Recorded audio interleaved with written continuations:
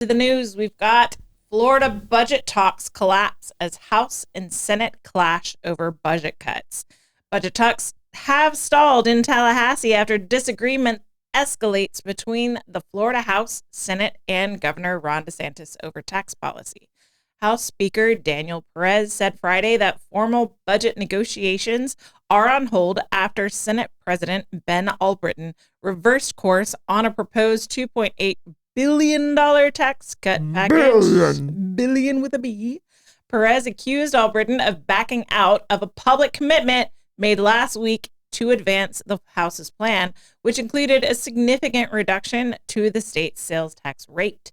In response, Albritton pointed to concerns raised by senators and comments from Governor Ron DeSantis, who said the proposal would be dead on arrival. Albritton noted that some lawmakers favor more targeted tax relief focused on families and seniors rather than broad sales tax cuts. Governor DeSantis has voiced opposition to reducing sales tax, arguing such cuts would benefit tourists more than Florida residents. He has instead proposed a one-time $1,000 property tax rebate for homeowners and supports a longer-term plan for property tax reform, and that could go before voters in 2026. The House had approved a plan to cut state sales tax from 6% to 5.25%, totaling approximately $5 billion, again, billion with a B.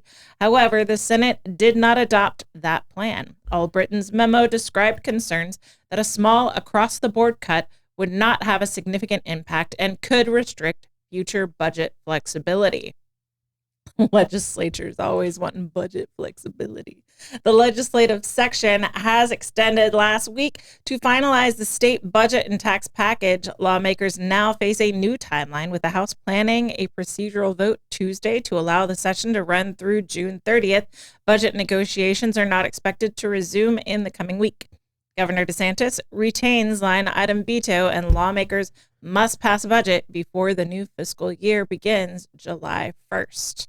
What are your thoughts on this, this change of events? Okay, well, first off, I'd rather them, if we're going to get a cut, I'd rather it be on property tax. Yeah, I agree. You know, because sales tax, about 33% of our sales tax is paid for by people visiting Florida. Mm-hmm. So, yeah, to share the burden with others. Share that with others. Yeah. Our sales tax is not so outrageous. Mm-hmm. I mean, in some states, it's like 10 and 11%. Yeah. Our sales tax is 6.5 with the even at the original rate. Yeah, it's 6%. Yeah. It's 6%, and then it's 6.5 with what we pay for the school district, because they get a half cent.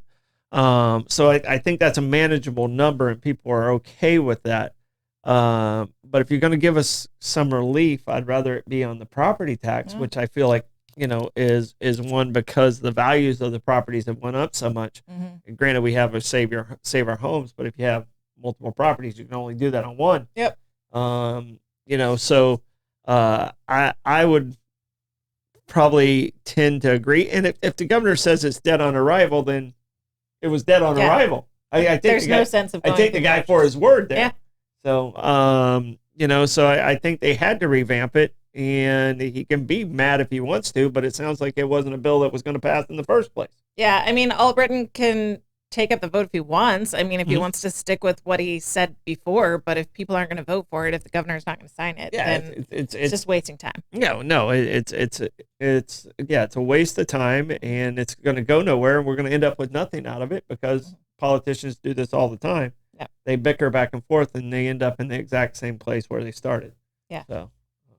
Yeah, I'm not going to say it. It's too early in the morning to say what I was going to say.